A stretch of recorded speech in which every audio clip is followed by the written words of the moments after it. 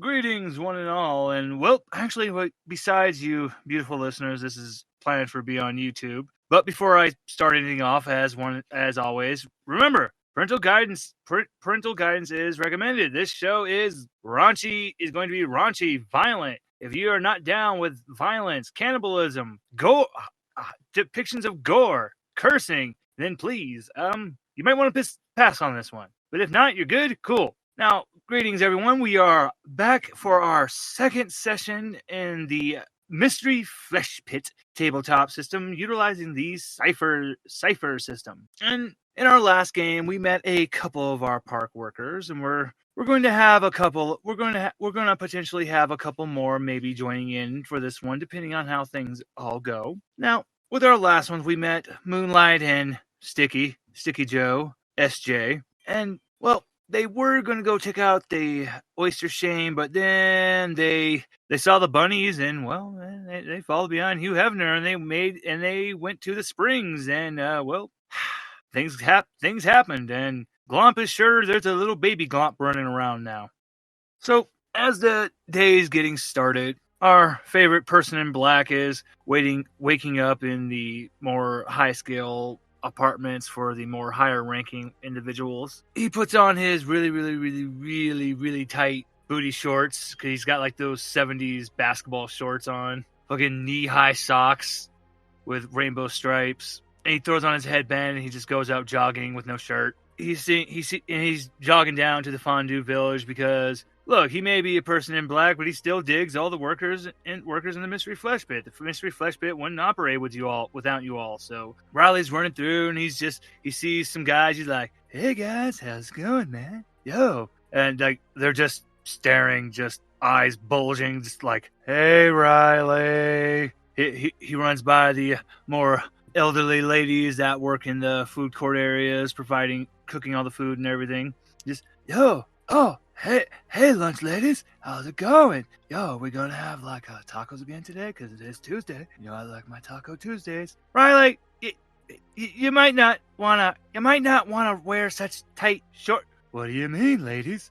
Never mind, Riley. Riley just keeps running, and as we pass by one of the first apartments in the Fondue Village, just extra melty, extra cheesy in appearance, we're passing by Moonlight's apartment. Moonlight, how is your day starting? Moonlight, her dreadlocks are just all over the place. She got a coffee, she's trying to redo her dreads, and then she's just mostly walking around trying to get ready for walk. As you pass by your window, you see Riley's outside just stretching, and he's got his legs parted, and he's doing the like backwards like bend over, and he sees you, and he's just, well, hey there, sunshine, how's it going, Moonlight? Hey. And because you just can't see anything but Riley's just chiseled ass, you just happen to see just what everyone else was noticing, and you just see the gargantuan bulge. It's like, hey. And he's stretching, and he's totally just oblivious to it all. Yeah, no, he's not. I am drooling as I'm just staring. Hey, Riley, wanna come up for coffee? Oh, you know I would love to come up there, Moonlight. I love spending time with you, and the last time we had coffee, I remember we were wrestling later afterwards. That was a fun time. He winks at you. It's always fun with you. But I'll catch you next time if you ever want a cup of coffee. Or wrestle some more. Or just have sex. Well, of course, man. You know I'm down for anything, and especially when it comes to the wrestling or the sex with Moonlight. Hey, sex by the moonlight. I like that. Now anyway, Moonlight, what I was just coming by to talk to you about is we're going to have a meeting later, and I'm going to need to have your sunshiny disposition there because you're one of my best rangers. Can I depend on you? Oh, I don't like the meetings. Room is always smelly. He puts his leg up on the windowsill, and he's just stretching. I will be there. You're the best, Moonlight. And he gives you a kiss. She kisses him back and slaps him on the ass. And then she gets back to grabbing a giant gallon thermos of coffee. Tell us a little bit more about Moonlight's morning routine as she's getting ready to head out the door. She's a very hygienic person, despite being an occult scapie. She takes excellent care of her health. She eats lots of vegetable, good protein. She tries to exercise often, so that way she can do her job the best way. And yeah, it's like she already had her breakfast, took a nice hot shower, fixed her dreads, grabbed her coffee, grabbed the water. Yeah, it's just normal Ollie Paulson stuff. As you walk out the door, you pass by some of your other workers, and they're just like, "Man, did you guys see the morning eye candy pass by? Yeah, I saw Riley. Oh man, I'm never gonna get tired of that." No one ever gets tired of it. They all just look at you just with eyes of envy of like, "You've seen what's underneath those shorts." I mean, it's kind of hard not to, let's face it. Even when he's wearing them, yeah. And we go back to Riley just jogging down the fondue apartments, just, "Hey everyone, how's it going? It's a beautiful day down here in the flesh pit. And, you know, that artificial sun we installed down here is still pretty impressive. Do I understand how it works? No, man, I don't get it, but I love it." And we come by to the next apartment, and, you know, I imagine you can smell it before you even walk around the corner, and we all know who I'm talking about. It's your favorite Sticky man. It's the Sticky Joe. Sticky, please tell us about your morning ritual and what you're getting up to as you awake. Well, the first thing that Sticky Joe does every morning, he jumps out of his bed and he does 100 push-ups, and then he does squats until he throws up everywhere. Just because he's called Sticky Joe doesn't mean that, you know, he takes his health very serious. Then after that, he gets glump, and he's going to like look around, like he's always acting very paranoid, like he's on the watch for someone. Glomp lands on your shoulder, just looks at you and just goes, So I give him little kisses. gives you a loving nuzzle, just, Yes, come to Sticky Daddy.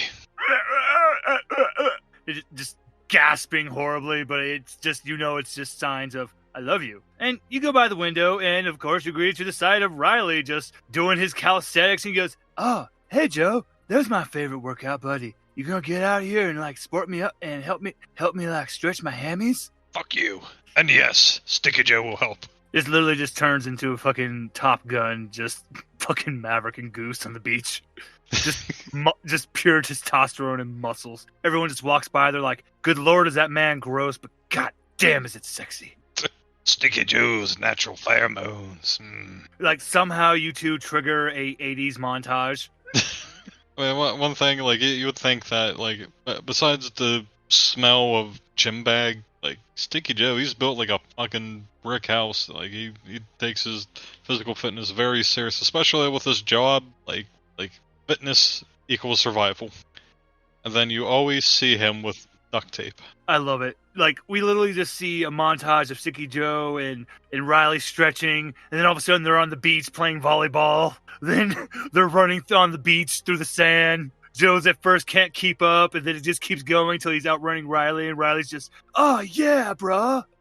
And then it's literally just freeze frame with you both just jumping, doing high five in the air. People walk by, they're like, "What the fuck?"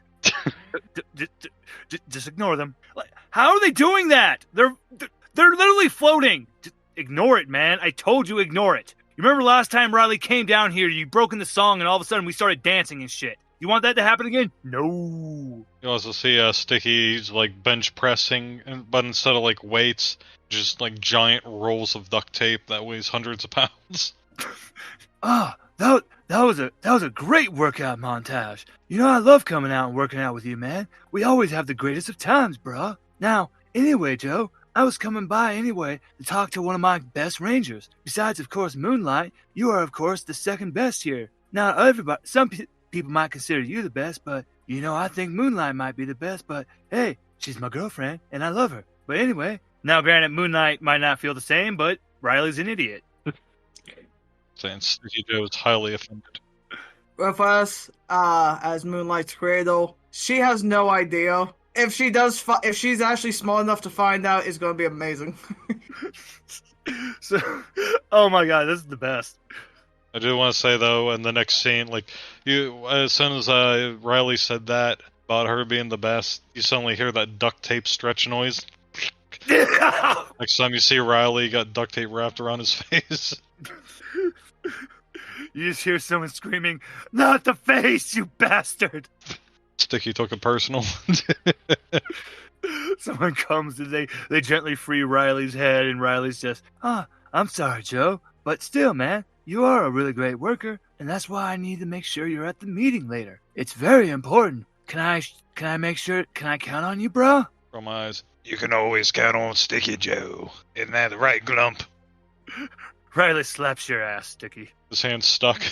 Riley just gives you a knowing nod, and as he goes to run off, it's just like fucking Velcro. My pants went with him, but you can I'm going commando today. So tell us a little bit more about your morning routine as you're getting ready to fully head out for the day, Sticky Joe. Sticky Joe does a 2-kilometer run around the area, but it's not just for fitness.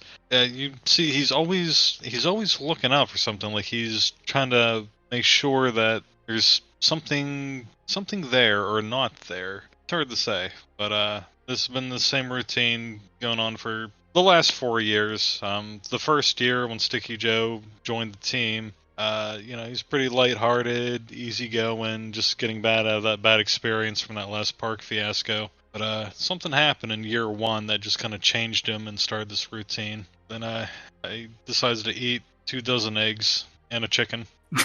And then he washes, like, a live chicken, washes the beak and all, and washes it down with a Coca-Cola. I was going to ask that, but I figured that's exactly what Joe's doing. The chicken just looks at you in pure fear of just, Glomp just looks at him just, You clucked your last. The chicken accepts its fate. And Riley just takes off more down the street, just loving life, everything going good. And then he passes by like the district for the engineers, and before he can even try to run down there, like the head engineer Rancid comes out running out and goes, "Oh, hell no, you godless heathen! Unless you're actually wearing some real clothes, get the hell out of here, Riley! We don't need you messing it all up, making my people back here drooling over all these sensitive equipment, you little shit!" "Oh, hey, Rancid, you seem to be doing..." "Don't you say... Get out of here, you pervert!" "What are you talking about, Rancid? I'm not doing anything perverted. I'm just running around getting my jog, man. What are you talking about?" You know what I'm talking about with that baby's arm holding the apple between your legs, you little freak! Get out of here!" He starts chasing him with a broom. Riley just continues to jog as we come to one of our final people. So, Eston, if you could please introduce your character and tell us about their morning routine, please, and thank you. So my character is Yaretzi. She kind of took this job to help out her reservation. I'm trying to think what her morning routine would be. I think it's mostly just studying, light working out, just because she has to do a lot of walking. Making sure people don't touch things they're not supposed to. Then double checking her equipment and making sure she has enough supplies to patch anyone up. Alrighty. So one more time. Yaretzi. Make sure I try. You know what? Yaretzi. Yaretzi. Okay, perfect. So you just as you're going around, you go by your window, and Riley is just standing at your window still and goes, "Well, hello. Well, it's one of our favorite newbies. Hey, Yaretzi, have you been acclimating just fine down here?" It's okay.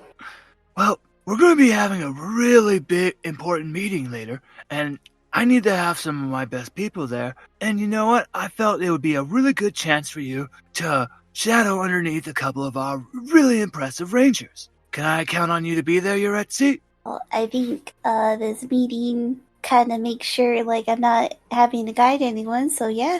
"Oh, well, you'll find out at the meeting why specifically I'm actually going to be requesting your skills, actually. So, I'll see you there. Enjoy the rest of your morning." And Riley takes off running, and he just starts going off into back handsprings and stuff.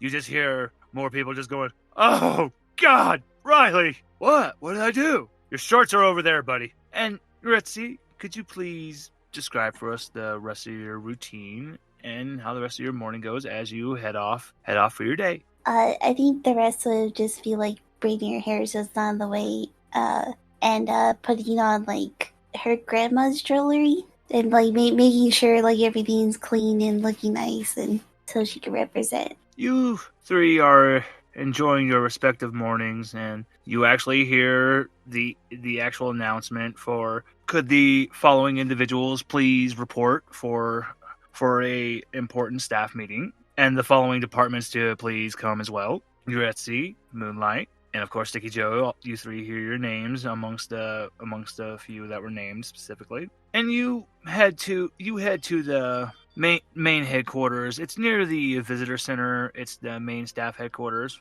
And of course, you see Riley's. He's in his trademark black person in black suit. And good lord, the boy never irons a goddamn thing. He looks so disheveled, and he still looks like he has never slept. Those bags just look even more huge. But god damn it, is the man dreaming? He's just happily waving you three on, just like really happy to see you three. And you. So normally Riley is the one you guys normally is the normal person in black that you interact with from Anodyne. Because ever since Riley took over employee relations, staff's just morale and everything with staff has been great. Because the last person in black that was in charge, calling him a dick is a compliment. So he stands at about 6'3", just a brick house of a fucking man. He weighs about a good 450 pounds. How they found a suit that can actually fit him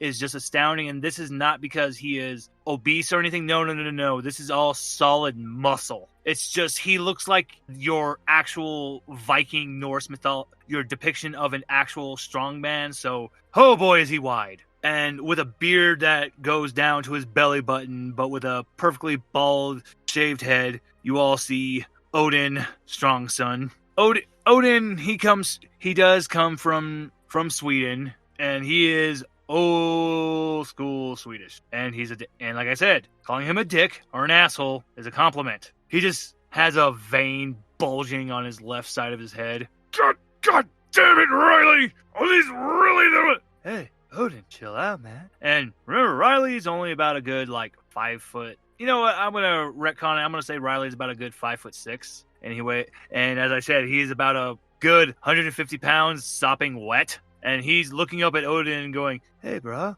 chill out, man. Hey, these are my personal recruits that I went and I actually found and hired. And I'm not gonna have you disrespecting them, man. So chill out a little bit, Odin." Odin's looking down at Riley. "You're lucky you won that last sparring match between me and you, boy." "Don't call me boy or I'll put my foot up your ass." So now you three do see about a good, we'll say about a good 50 other park rangers that have been summoned into the group. What are you guys thinking as you guys walk in, and as you heard this argument between Riley and Odin? I'm thinking Riley's gonna get his ass kicked because Moonlight is strong as fuck. She's a tank, but she can't really beat Riley. Hence the wrestling matches.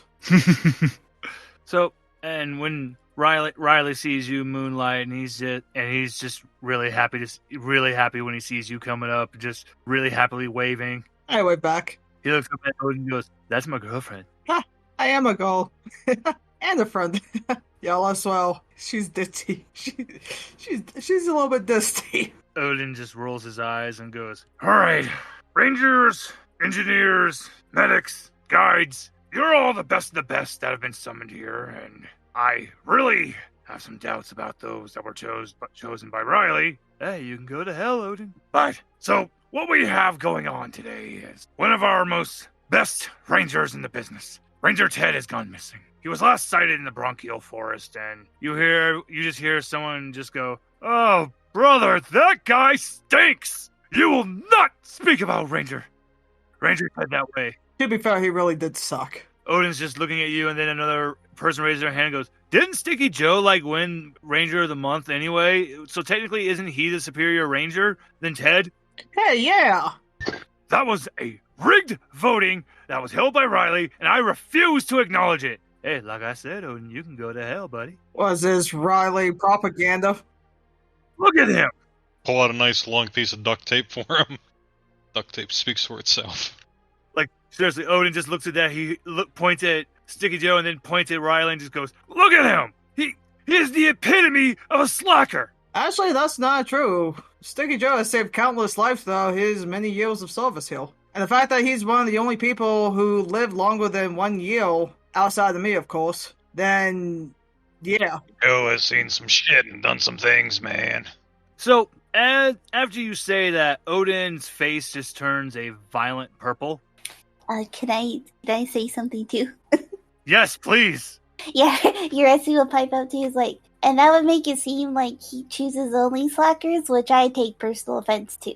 Yeah, that's literally like when blood just starts spurting from that vein, and Odin's just about to say something extremely offensive, and then there's a loud crack. You see Odin's eyes roll in the back of his head, and he's just holding his crotch as he's on the ground, and Riley's hand just has like a smoke just coming off, and that's how fast his hand went and punched Odin in the nuts. All right, guys. Now, I didn't think we were going to actually proceed anymore because that guy is rude as hell, and quite personally, he's a dick and a douchebag, and I don't like him. So, the big points of this mission is the fact is that asshole Ranger Ted has gone missing. What we believe up in Anodyne is that maybe one of those, fused together thingies. What is it? It's a fused, the conglomeration human, Riley. Thanks, engineers. You guys are the best. Now, one of those conglomowamo thingies, we believe the one, the one that got the little dude? Yeah, the one that had big dreams and played like one football game at Notre Dame? What is his name? Udi? Duty Woody? It was Rudy, Riley. Yeah, Duty. But yeah, we believe the one that was fused, the one that was taken by the Humi Woomy Kami Wami thingy? Yeah, so you guys, we want to have you guys go down there and see, here's the thing. You guys don't know this, but one of our guides, Miss Yaretzi, she is one of the most gifted and best guides and trackers that I think could possibly help and track Ranger Ted. Because, he just oozes and smells so much full of shit. She's not gonna correct him because she's probably known like he just fucks up names. But that's right, Yaretzi Weezy. I'm sorry, Yaretzi Wazi. Yahtzee? Yeah, Yahtzee. But yeah, y'all gonna go with Yaretzi, and she's gonna do a great job. And then Icky Joe, Sticky Joe, Jobo? No. Carl. Yeah, Carl over there. And then Moonlight. Yeah, Moonlight's the only person he ever gets right. And then Moonlight is gonna help as well, because you know what? She's a great ranger, and she knows this place like the back of her hand. I don't know how she fit this large area inside of her head. It's as if she has like a giant space, like a computer in her head, man. It's impressive, brah. Oh yeah, she has a photographic memory. She can't remember names well shit, but she has a photographic memory for sight. But because of how important this is, I would like everyone to make sure to stop by the equipment desk to get your, we'll call this a level 3 threat equipment bag. Don't worry. That just to make sure you will have a good shotgun with you, because we don't want no one getting hurt with this. Odin thought it wasn't a good idea because, hey, it would save Anodyne money, and you know what? This guy sucks. So please make sure to get your equipment packs. Now, I wish everyone good luck, guys. And if you do a good job, I'll make sure to give you a gold star. And you know what happens when you guys get 3 gold stars from me? You'll get a prototype. And I'm really excited for you guys to get a good prototype, because you guys know, ever since I got Blink, I have a lot of fun. Hey, Brian, can I do something? Of course you can. Okay, before he leaves, because he's probably jerking off to the sound of his own voice right now, can Sticky Joe split behind him and duct tape his legs together? Who, Riley? Yes, or not really, the other guy. Oh, Odin? Yes, of course you can. So, so whenever he turns to walk away, he's gonna have man, I'm tongue-tied.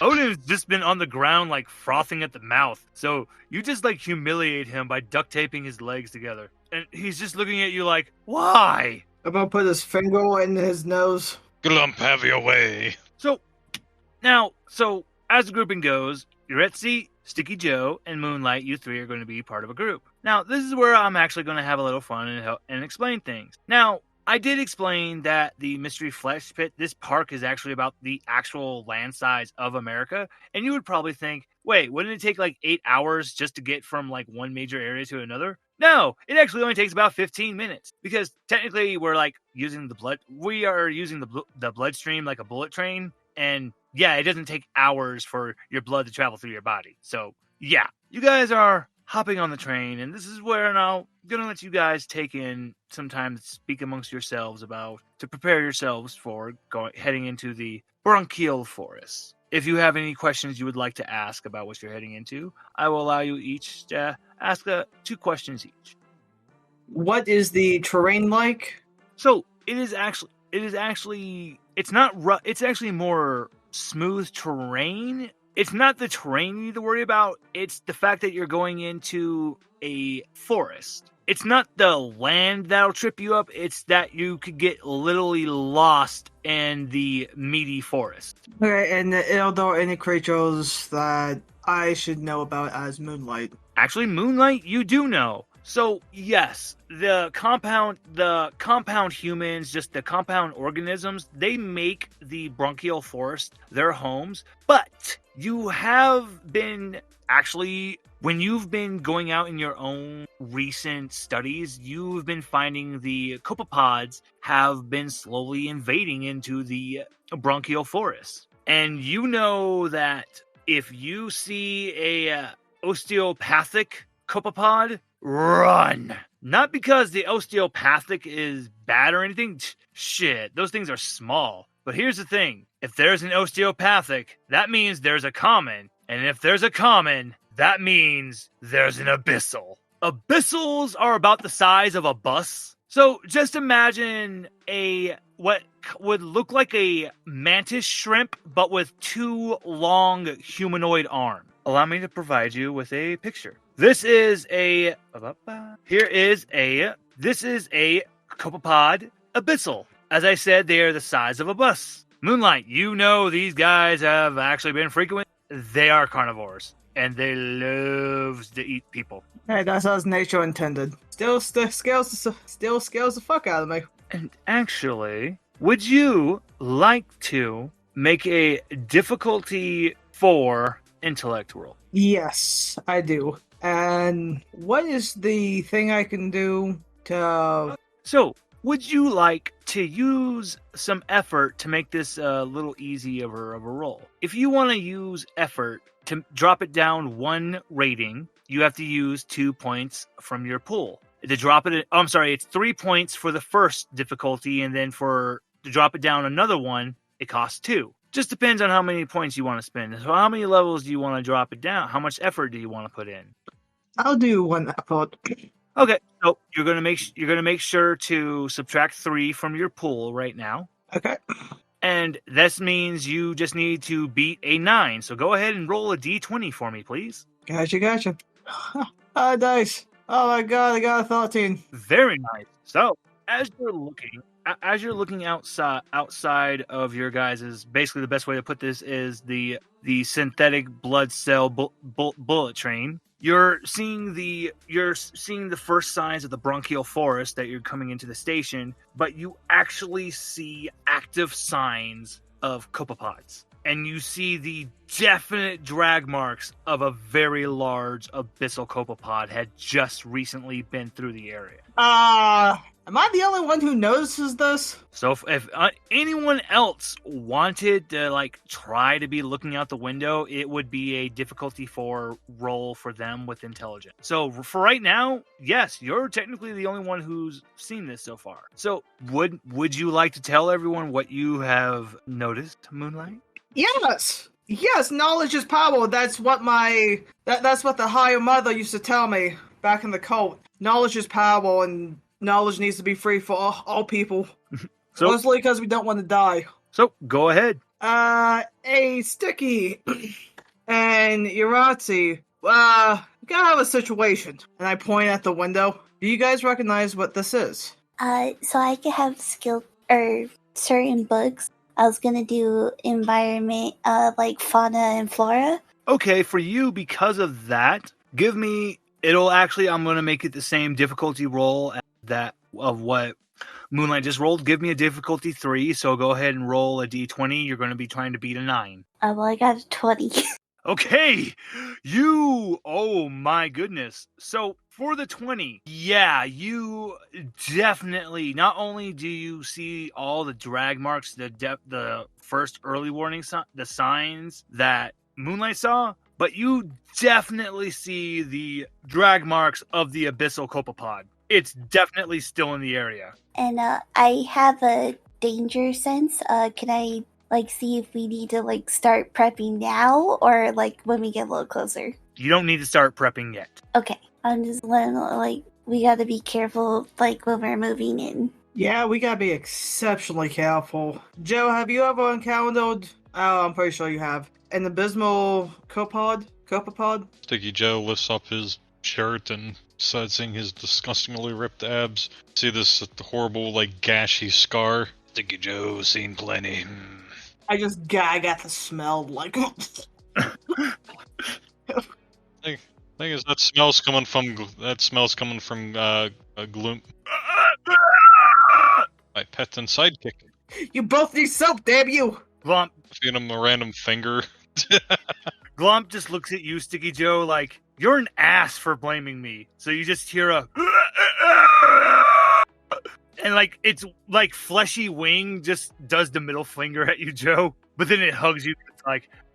It's like I can't be mad at you. Yaretzi's gonna hand Moonlight some sage oil. Oh, Yaretzi's just gonna hand Moonlight some sage oil.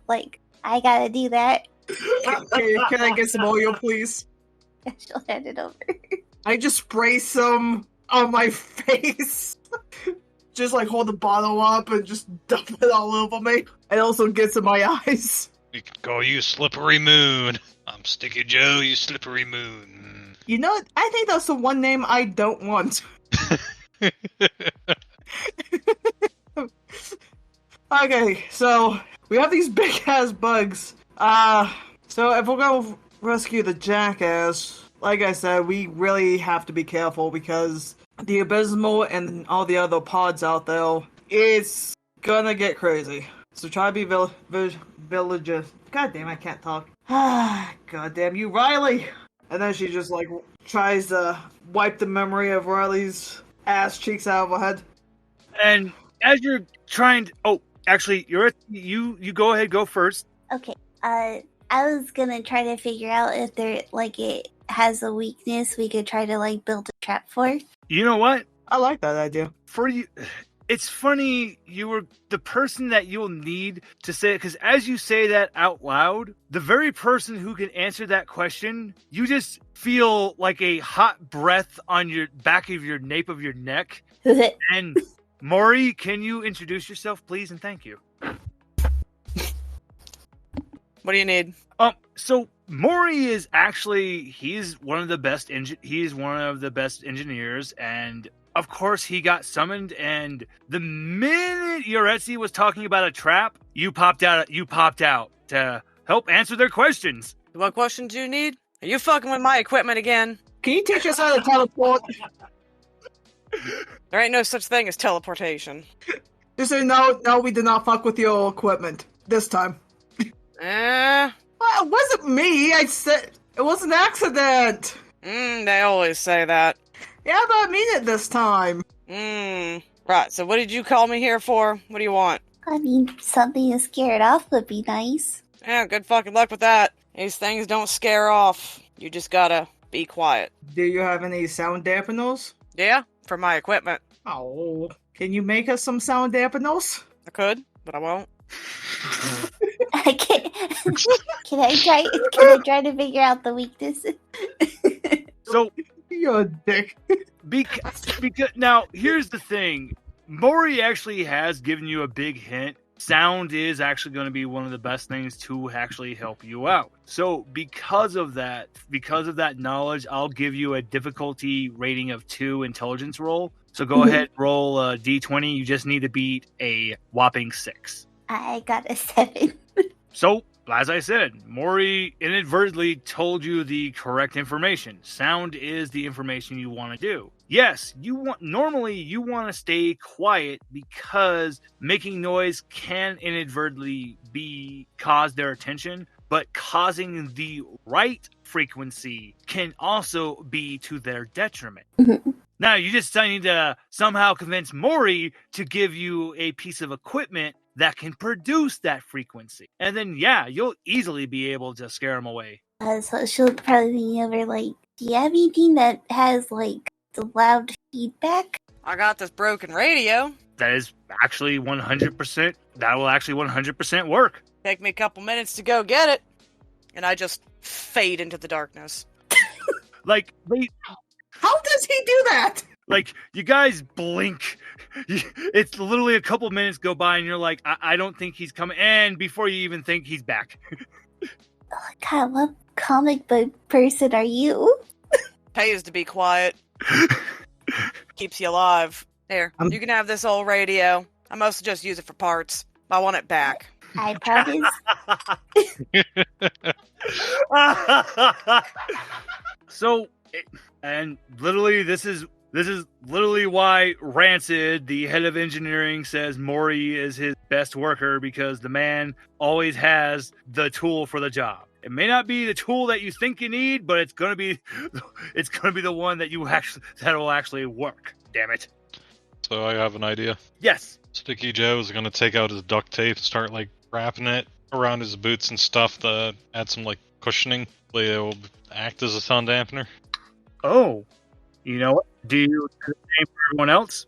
Sticky Joe always has enough tape for everyone. I'm not going to do that. I'm actually going to keep my boots off, and I'm going to tie my boots around my waist belt. That actually is another legitimate thing you can do, because yes, you're in the mystery flesh pit. The ground, the texture in the bronchial forest, it literally feels like you're walking on a Tempur-Pedic mattress. So that's perfectly fine. And Yaretzi, the radio that Mori provided you with, this radio is literally like now a radio from like Silent Hill. So it's just doing the white noise. And the minute, like, you like, when you guys going by to the station, you see one of the smaller osteopathic abyssals, and the radio just gives off a like high-pitched shriek. Thankfully,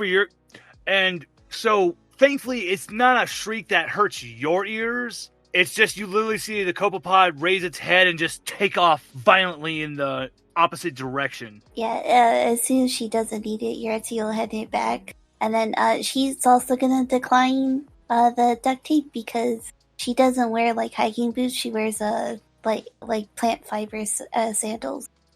Ah, gotcha. So more like a moccasin. Sort of. The tribe she comes from has like, they're made of agave leaves. Okay, But they're basically moccasins. Okay, actually, I do believe I know the style of the fibrous shoe you're talking about. So yeah, I got you. So yeah, you definitely don't have to worry.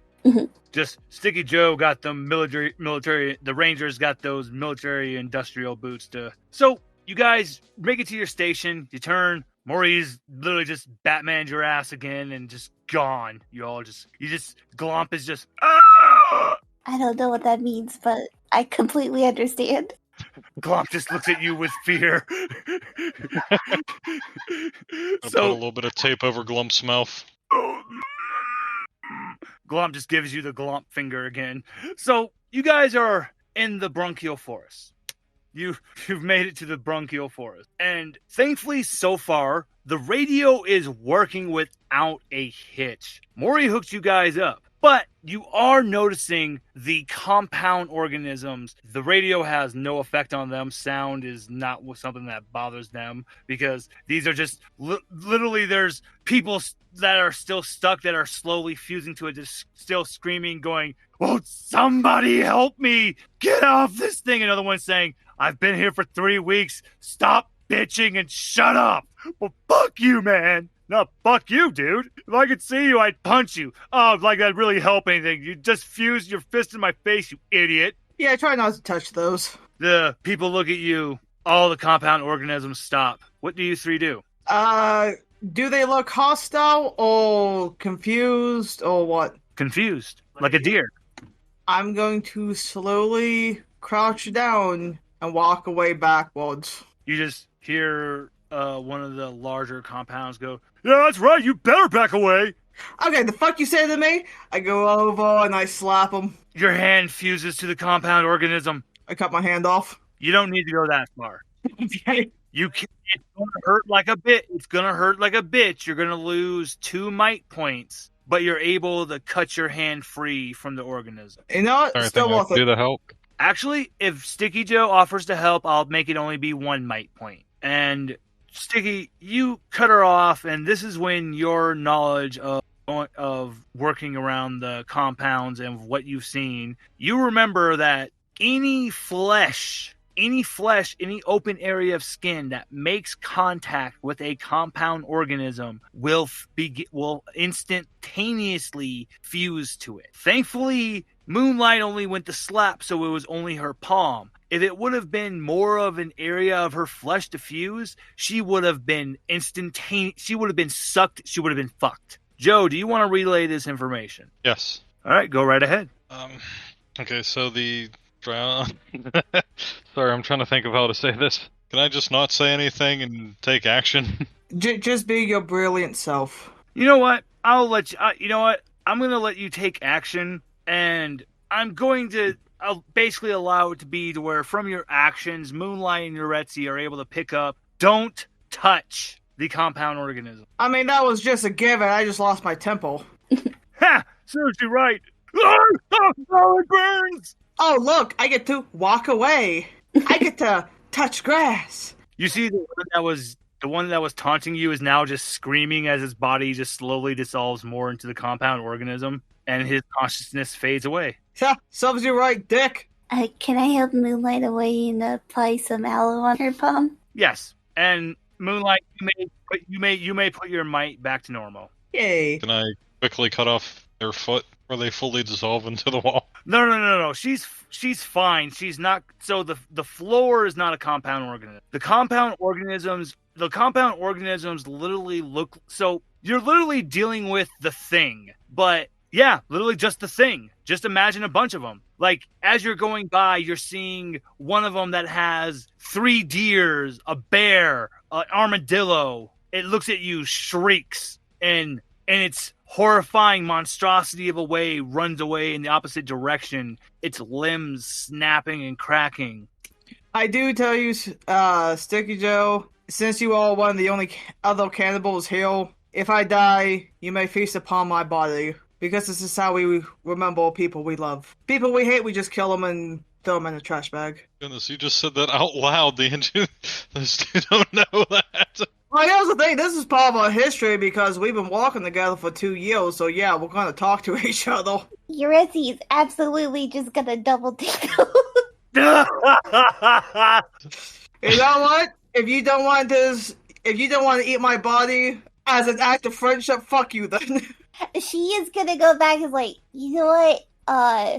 There used to be like ancient rituals where you eat the heart like you would God. So I guess.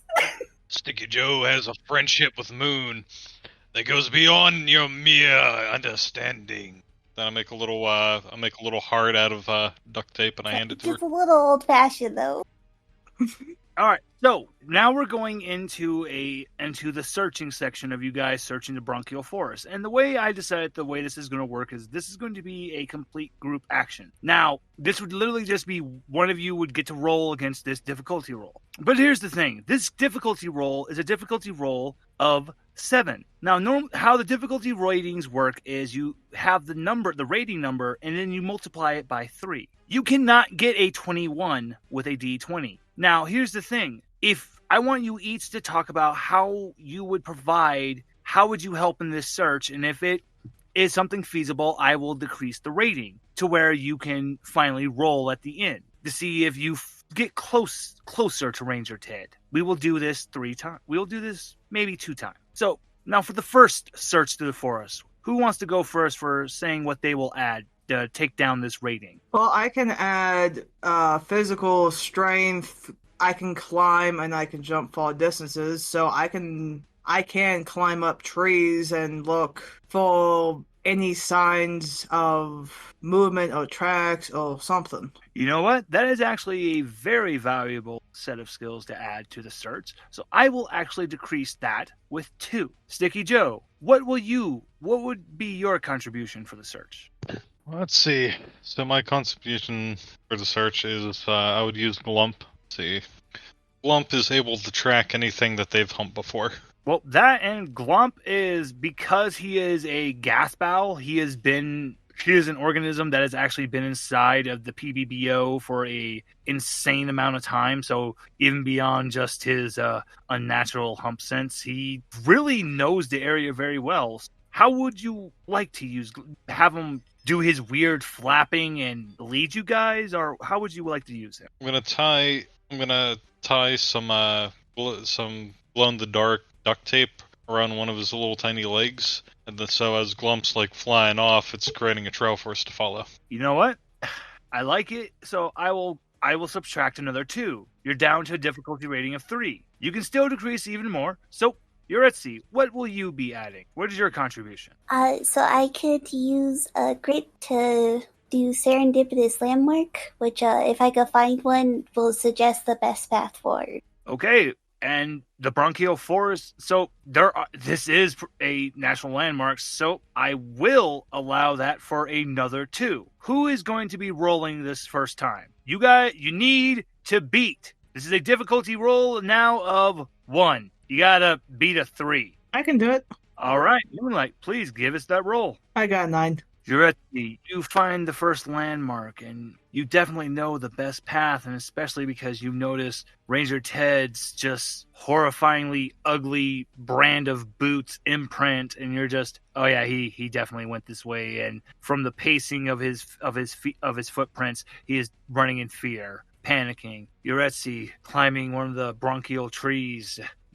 Even though it's fleshy and just, oh god, it just feels weird climbing these flesh branches, you're able to get up in enough height, and you swear you think you see Rudy, and oh, definitely that's the one that absorbed Rudy, and yep, he's chasing Ted. You're heading the right direction, and definitely just following that trail of glow-in-the-dark duct tape glomps leaving behind. You are on the right path, and you hear Ranger Ted's girlish shrieks and screaming in terror. Now I'm far too handsome. I was to be a right-wing news reporter. Please.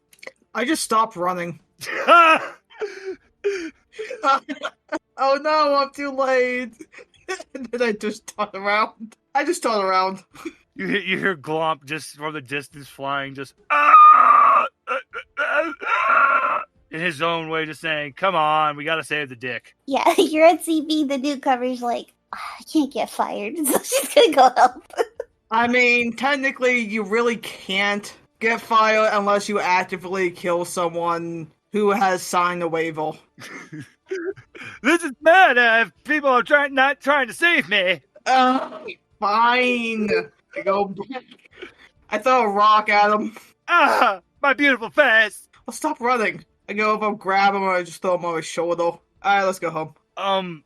So Ranger Ted is happy, and he's on your shoulder, and he feels wet from all the pee. But as you're turning around, just a massive, meaty claw slams down in front of you. You let him do this to me. And you see the gargantuan compound human, Rudy. There's Rudy, you see a grizzly bear, 2 deers, a bunny, and then what looks like a few other people fused into there. Even a copepod is in there. Oh, hey guys. 2 more meaty arms split out of the back, and just the front of the pseudopod of the tentacled arm splits off, forming a massive clawed arm. The best way to describe what it would kind of look like if you played Resident Evil 2 and you remember Will Birkin's second to final fucked up form with the forearms and shit. Kind of looks like that. And he's rearing up his arm to just smack at you, Moonlight.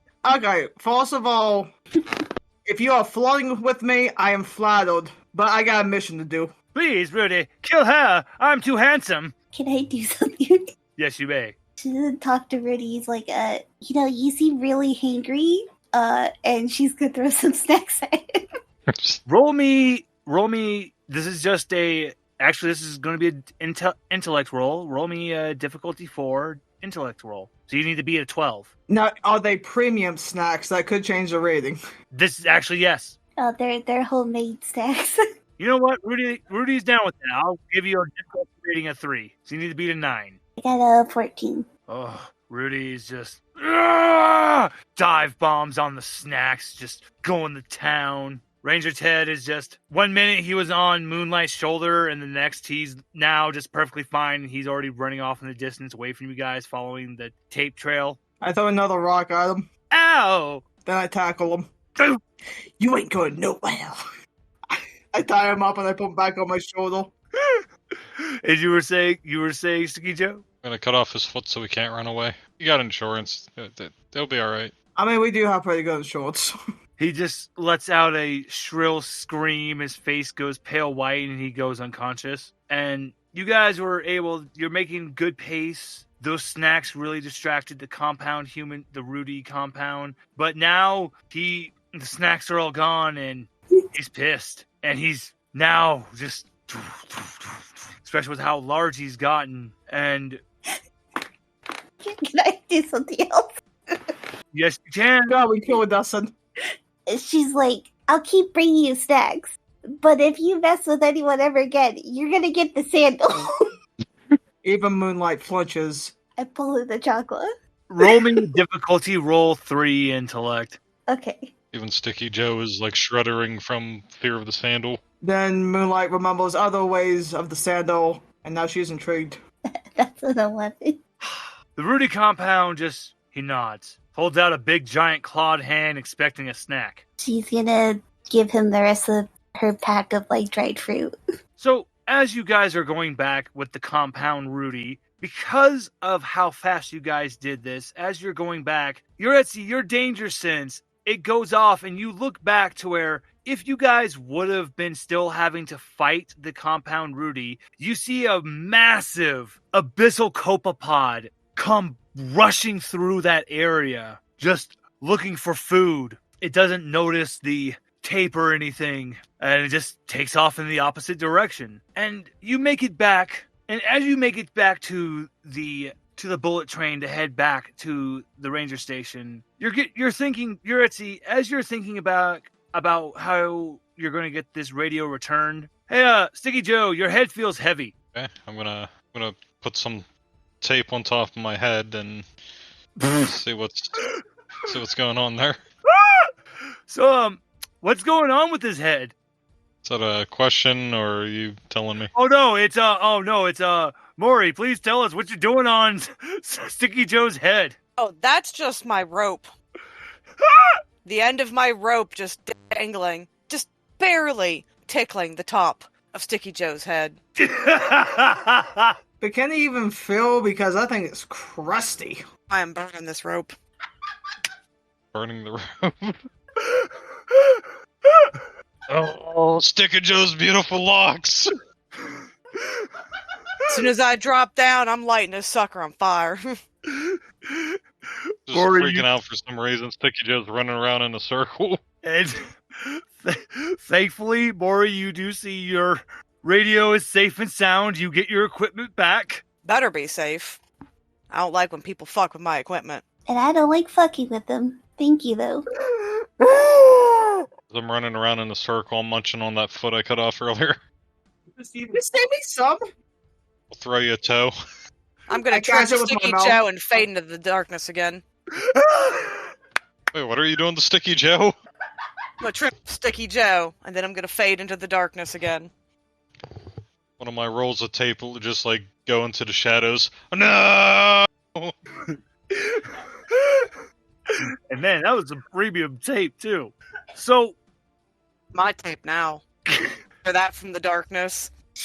Yaretzi just man, none of this has even been the weirdest stuff I've seen here. So You've adapted to the stickiness, but I was born in the stickiness. now here's the thing, guys. You're getting back. This is when we're going to go results of this mission. You were able to bring back the Rudy with no aggression. This is actually kind of a first with a compound organism. It's really hard to wrangle them like this. So usually they have to you guys have to trank them a lot, put enough tranks to knock out a massive bull elephant. But with the power of dried fruit snacks, you got Rudy back, and the medical team was able to surgically remove Rudy. And Rudy, you were able to save Rudy. And somehow they believed you that his foot was lost to that Ranger Ted's foot was lost to the compound human. Even with Ranger Ted saying that psychopath Sticky Joe was the one who cut off my foot, Rudy just jumped on his chest and just put his finger to his mouth and went, shh, shh, shh. No. You clearly lost it to when I was the compound organism. Yaretzi's aiming the sandal at him now. See me cough out a toe bone. And this is Odin's jaws just drop to the floor. Are you fucking serious? What? And Riley just comes out and goes, hey, I told you, man. These guys are the best. Each one of you guys, you did a really good job, and so each one of you get 1 gold star toward getting a prototype, and I will make sure you get a little bonus on your next paycheck, and this will be remembered. So you guys did a fantastic job here, and hey, you saved Rudy, the little bro, man. I mean, wow. Who would have thought with the power of friendship, you would have been able to tame a compound organism? That's amazing. So, but anyway, it looks like the park is going to be getting ready to close for the day, and my God, you guys killed it. Now, Moonlight, I am more than interested and would like to go on a date with you. Would you like to go out with me tonight? Oh, yeah. And she just throws Ted someplace, just a random direction. And then she grabs Riley and picks him up on those shoulders. Ooh. She starts walking and is like, oh, wait, well, where are we going? Oh, I got us a reservation at the resort. I'm going to take you to that fancy 5-star restaurant. Oh, okay. She starts walking in the other direction. And Sticky Joe, how do you spend, as the park is bringing to a close, what is Sticky Joe's rest of his night like? Oh, he's gonna go visit the orgy pit real fast and clean up a little bit. And he's gonna go out tonight too. You know what? You try to go to the thermal springs, but they're still cleaning that goddamn. They're still cleaning it from you, Joe. The workers are just looking at you like, get out! Nah. Other people are just throwing up all over the place. But you know what? Even though you run in, but you still have a great night because you know what? You run into Pam and Anna again. Those two Playboy bunnies, and you have a hell of a night. They just look at you and they hold on and they go, you ain't going nowhere. It's enough to make a grown man cry. But not this man. I put a little piece of duct tape to stop up my tear. Literally every man is just envious of you, Joe. They're just, how? Why? And just Anna looks and goes, his musk. Pam just sniffs him and goes, oh. The alpha Glomp stank. Glomp just slaps his head ah! And we leave this scene, and Yaretzi, how do you spend the rest of your night? I don't know what she would do beyond just writing notes and I guess really just do their journal. Well, actually, as a freebie, I will say so because you're working towards retrieving your people's land, you actually get a good piece of news, and you find out you have retained a good lawyer to take up your case. Sweet. And we come to our last and final. Mori, just give us a peek into somewhat of this elusive engineer's night. Just because other people are sleeping and relaxing doesn't mean I get to. I spend my nights working. And in all honesty, I can't think of any other way to end the session with that perfect line there. This has been an amazing second session in the Mystery Flesh Pit, and just with these players, I am very excited for this campaign, and I hope you all are too. expect the same level of crazy and energy as we continue on in this campaign in the happiest place in Earth. Until the next one, everyone, goodbye.